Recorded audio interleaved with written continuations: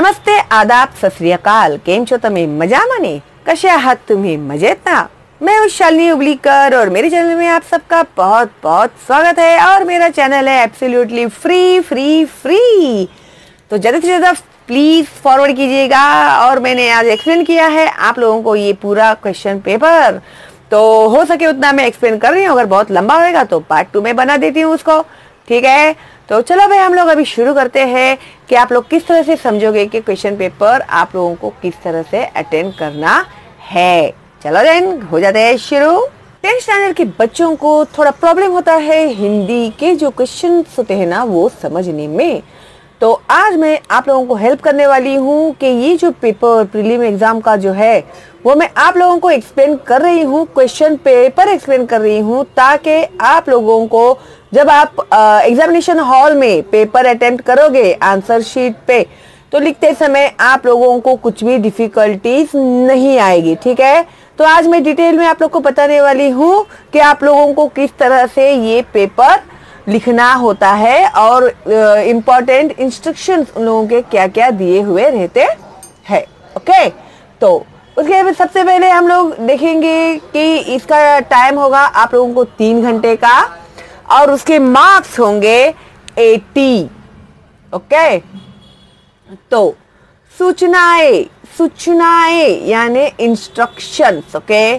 सूचनाएं यानी इंस्ट्रक्शंस। एक, सूचनाओं के अनुसार गद्य, पद्य, पूरक पठन तथा भाषा अध्ययन, व्याकरण यानी ग्रामर की आकलन कृतियों में आवश्यकता के अनुसार आकृतियों में ही लिखना अपेक्षित है। तो क्या है मैं आप लोगों को आगे एक्सप्लेन करती हूँ। तो आप लोगों को जो भी आंसर्स लिखने हैं गद्य, पद्य और पूरक पठन तथा भाषा अध्ययन के आकृतियों में ही लिखना है। यानी ये जो आकृतियां है ना, इस तरह से आप लोगों को बॉक्स बनाना ही है, वो भी पेन से, ओके। और फिर उसके बाद आपको इसके अंदर लिखना है और राइटिंग एकदम नीट एंड क्लीन होनी चाहिए आप लोगों की। अगर आप लोगों ने बिना बॉक्स बनाए आंसर लिखा तो आप लोगों के मार्क्स कट जाएंगे, या फिर आप लोगों ने ये आकृति पेंसिल से निकाली तो भी आप लोगों के मार्क्स कट जाएंगे, ओके। तो इसके लिए आप लोगों को पेन से ही ये आकृति निकालनी ही है और फिर आंसर्स आप लोगों को लिखने हैं, ओके। तो ये हो गई पहली सूचना। 2, सभी आकृतियों के लिए पेन का ही उपयोग करें। देखो अभी मैंने आप लोगों को कहा, तो हर आकृति बनाने के लिए आप लोगों को पेन का ही यूज करना है। ये इंस्ट्रक्शंस बहुत इंपॉर्टेंट होते हैं। बहुत सारे बच्चों को आदत नहीं होती है ये इंस्ट्रक्शंस पढ़ने की और लोग डायरेक्ट पेपर लिखने को स्टार्ट कर देते हैं, तो ये बहुत ही गलत है, ओके। 3, शुद्ध, स्पष्ट एवं सुवाच्य लेखन अपेक्षित है। नेचुरल है भाई, लिखते समय बहुत शुद्ध लिखो, यानी प्रॉपरली लिखो, ग्रामेटिकल मिस्टेक्स मत करो। स्पष्ट यानी क्लियरली लिखो कि इंसान जो पढ़ रहा है ना बेचारे को समझ में आए कि वो क्या लिखा हुआ है। एवं सुवाच्य यानी अच्छी, जिसे आसानी से पढ़ सके, इस तरह से आपको लिखना है। और इन लोगों ने जो यहाँ पर नहीं लिखा हुआ है वो भी सूचना मैं आप लोगों को आज दे देती हूँ, क्योंकि वो भी बहुत इंपॉर्टेंट होती है बोर्ड एग्जाम्स के लिए। तो एक तो बहुत सारे बच्चों को आदत नहीं होती है ऊपर लाइन मारने की, तो अगर आप लोग लाइन नहीं मारोगे तो आप लोगों के मार्क्स इसमें कट जाएंगे या फिर वो लोग कंसीडर ही नहीं करेंगे आपके आंसर पेपर को। एक बात, तो आप लोगों को अगर आदत नहीं है ना, किसी बच्चों के मैंने रीजन सुने हैं, मेरे कंटाला आता है, कोई बच्चा कहता है कि अरे इसमें टाइम वेस्ट होता है, कोई बोलता है कि मेरी लाइन हमेशा टेढ़ी ही जाती है। तो ये रीजनिंग आपको कुछ भी काम में नहीं आने वाला है। आप लोगों को ये प्रैक्टिस करनी ही पड़ेगी, अभी भी वक्त है। आप लोग लाइन मारकर ही लिखने को शुरू कर दीजिए, ओके। और एक बात, जब आप लोग एग्जामिनेशन हॉल में लिखने के लिए पेन यूज करते हैं तो वो जो पेन एक तो अच्छा होना चाहिए और एक ही कलर के, अगर आप ब्लैक कलर का पेन यूज कर रहे हैं तो ब्लैक कलर ही लेकर जाइए पेन। अगर ब्लू पेन यूज कर रहे हैं तो ब्लू कलर के पेन से लेकर जाइए, एक ही कंपनी के पेन लेकर जाइए आप लोग। लेकिन कभी कभी क्या होता है ना, बैड लक हो जाने की वजह से कभी कभी क्या होता है, हमारा जो लिखते हैं पेन, वो पेन खत्म हो जाता है या बंद पड़ जाता है, और फिर खुदा न खास्ता अगर हमारे पास दूसरा पेन है वो भी नहीं चल रहा है, तो हम लोग फिर दूसरे आजू बाजू से लेंगे या फिर टीचर से लेंगे पेन, तो पेन चेंज करना ही पड़ा इन केस, क्योंकि ये मेरे साथ हो चुका है एसएससी बोर्ड एग्जाम में विद एक्सपीरियंस, मैं आप लोगों को बता रही हूँ। तो अगर ऐसा कोई सिचुएशन आप लोगों को आ गया कि आपको पेन चेंज करना पड़ रहा है, अगर ब्लैक पेन भी आपको मिलता है और इंक में डिफरेंस दिखाई दे रहा है, तो आपके जो सुपरवाइजर है वहां पर एग्जामिनेशन हॉल में, तो उनका आप लोगों को, जहां पर आप लोगों ने लिखने को स्टार्ट किया है, तो आपको उनका वहां पर सिग्नेचर लेना ही चाहिए, वरना आप लोगों के इसमें मार्क्स कट जाएंगे। ओके, तो ये जो गलतियां हैं आप लोग बिल्कुल भी नहीं करेंगे एग्जाम देते समय, ठीक है। तो इंक चेंज हो जाने के बाद सिग्नेचर लेना ही है आपके सुपरवाइजर का। तो इसका मतलब ये होता है कि with the permission of supervisor आप लोगों ने इंक जो है वो चेंज किया हुआ है। ओके, तो विभाग एक गद्य 20 अंक यानी जो गद्य है वो है 20 मार्क का। प्रश्न पहला, निम्नलिखित पठित गद्यांश पढ़कर दी गई सूचनाओं के अनुसार कृतियां कीजिए। अभी गद्यांश, गद्य यानी लेसन्स जो होते हैं ना, उन्हें कहते हैं गद्य, और पद्य यानी कविताएं जो होती है वो होते हैं पद्य। ओके, तो अभी यहाँ पर आप लोगों को एक पैराग्राफ उन लोगों ने लिखकर दिया हुआ है, ये आप लोग ही करने वाले हैं सॉल्व। ओके, तो ये पैराग्राफ रीड करने के बाद आकृति पूर्ण कीजिए में व्यावसायिक शिक्षा के नाम।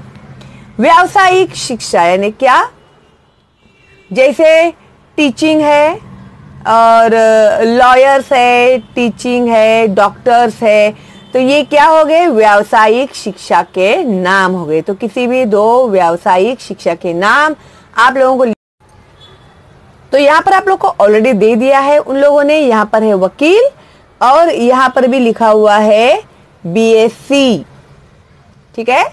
तो वो भी आप लोग लिख सकते हैं। क्या है ये, व्यावसायिक शिक्षा के नाम। ओके, उसके बाद सेकंड क्वेश्चन आपको दिया है आकृति पूरी करने के लिए, शास्त्रीय संगीत में प्रयुक्त दो वाद्यों के नाम। तो दो वाद्य यानी क्या, म्यूजिकल इंस्ट्रूमेंट्स के नाम। तो क्या है यहाँ पर ऑलरेडी है, देखो, हारमोनियम और सितार। ओके, हारमोनियम और सितार, ये क्या है, म्यूजिकल इंस्ट्रूमेंट्स है। ओके, फिर उसके बाद कारण दीजिए। कारण दीजिए यानी गिव रीजन, कारण लिखिए मीन्स रीजन दीजिए कि उमा मेहमानों के सामने जरा करीने से आई, या फिर राम स्वरूप ने हारमोनियम उठा के लाने को कहा। तो क्यों हलाने के लिए कहा, वो क्यों करीने से आई, तो वो आपको बताना है। परिच्छेद में प्रयुक्त शब्द युग्म पूर्ण कीजिए, ये तो आप लोगों को आता ही है। फिर निम्नलिखित शब्दों के लिंग पहचान कर लिखिए। लिंग यानी पुल्लिंग, स्त्रीलिंग, पुल्लिंग, स्त्रीलिंग यानी मेल फीमेल, वो होता है ना, तो उस तरह से आप लोगों को बताना है। उसके बाद है 4 स्वमत अभिव्यक्ति। अभी स्वमत में आप लोगों को खुद का ओपिनियन इसमें देना है। ओके, तो अभी यहाँ पर लोगों ने आपको क्या कहा है, देखो, स्त्री शिक्षा के संदर्भ में अपने विचार लिखिए। अभी स्त्री शिक्षा, अभी शिक्षा यानी क्या, शिक्षा यानी कोई सोचेगा पनिशमेंट है शिक्षा यानी, और कोई सोचेगा कि शिक्षा यानी एजुकेशन। तो यहाँ पर आप लोगों को स्त्री एजुकेशन के बारे में ही पूछा गया है। तो स्त्री शिक्षा के संदर्भ में अपने विचार लिखिए। तो आपको क्या लगता है कि औरतें एजुकेट होनी चाहिए कि नहीं होनी चाहिए, होनी चाहिए तो वो क्यों होनी चाहिए, अगर नहीं हो रही है तो क्यों नहीं हो रही है, तो किस तरह से हम लोग सोसाइटी में अवेयरनेस लाएंगे गर्ल एजुकेशन के लिए, तो स्त्री शिक्षा के संदर्भ में अपने विचार लिखिए। तो उसके बारे में एजुकेशन औरतों के लिए, लड़कियों के लिए कितना इम्पोर्टेंट है, तो इसके बारे में आप लोगों को आपके अपने व्यूज लिखने हैं। ठीक है, फिर उसके बाद एक प्रश्न 1A। अभी प्रश्न 1O हम लोगों का हो गया है पूरा, अभी हम लोग आ पर आ गए हैं। इनके समझो आप लोगों को परिच्छेद में प्रयुक्त युग्म के ये नहीं आ रहा है, ठीक है, तो उसके लिए आप लोग लाइन छोड़ देना, ओके, और नंबर सही से डालना, फिर आगे का लिखने को शुरू कर देना, ओके।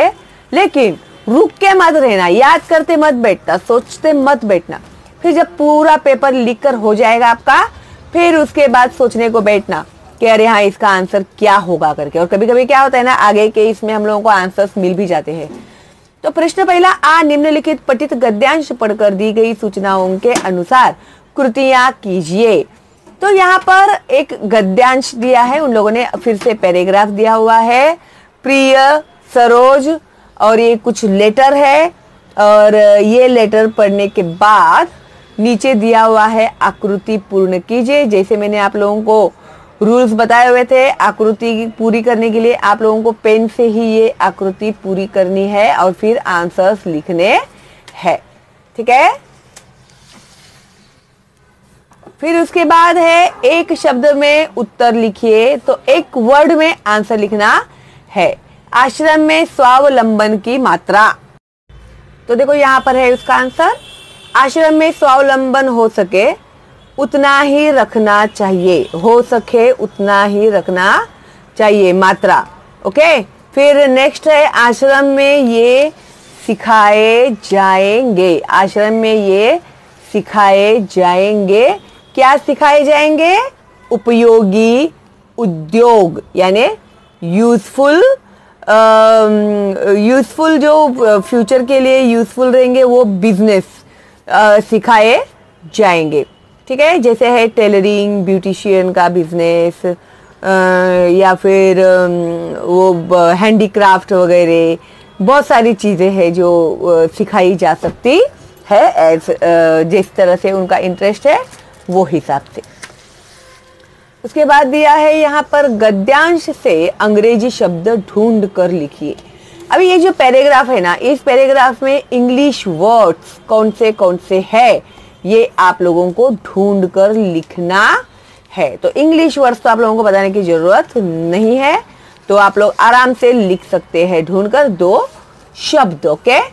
2 निम्नलिखित शब्दों के सामने समानार्थी शब्द लिखिए।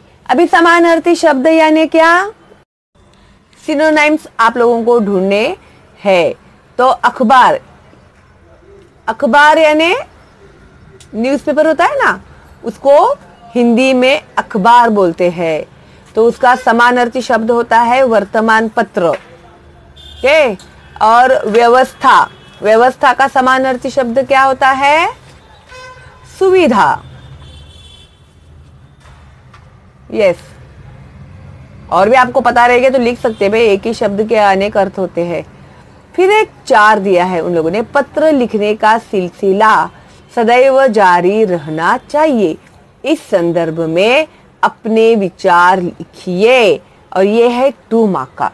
तो पत्र लिखने का सिलसिला सदैव जारी रहना चाहिए, यानी ये जो हम लोग लेटर लिखते हैं ना एक दूसरे को, यानी हम लोग जब थे तभी तो ये सब था नहीं मोबाइल वगैरह, तो हम लोग तो लेटर लिखते थे, फिर एक लेटर जाता था 2-3 दिन में, फिर उसके बाद में हम लोगों को रिप्लाई आता था, फिर उसमें और 2-3 दिन चले जाते थे।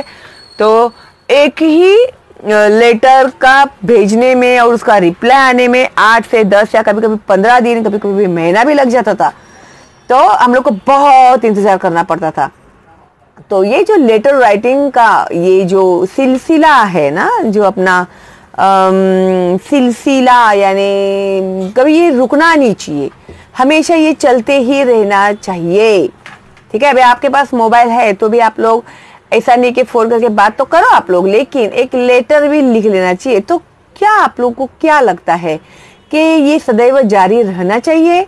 तो लेटर राइटिंग कितना इम्पोर्टेंट है हम लोगों के लिए, कितना आपको इम्पोर्टेंट लगता है, उसके क्या फायदे हैं, क्या नुकसान है, वो सब आप लोगों को इसमें लिखना है। ये भी एक स्वमत ही है, यूर ओन ओपिनियन ही है इसमें। ओके, फिर उसके बाद ये आया है अभी प्रश्न पहला ई, तो अभी अ हो गया, आ हो गया, अभी हम लोग ई पे आए हैं। ओके, ई, निम्नलिखित अपठित गद्यांश पढ़कर दी गई सूचनाओं के अनुसार कृतियां कीजिए।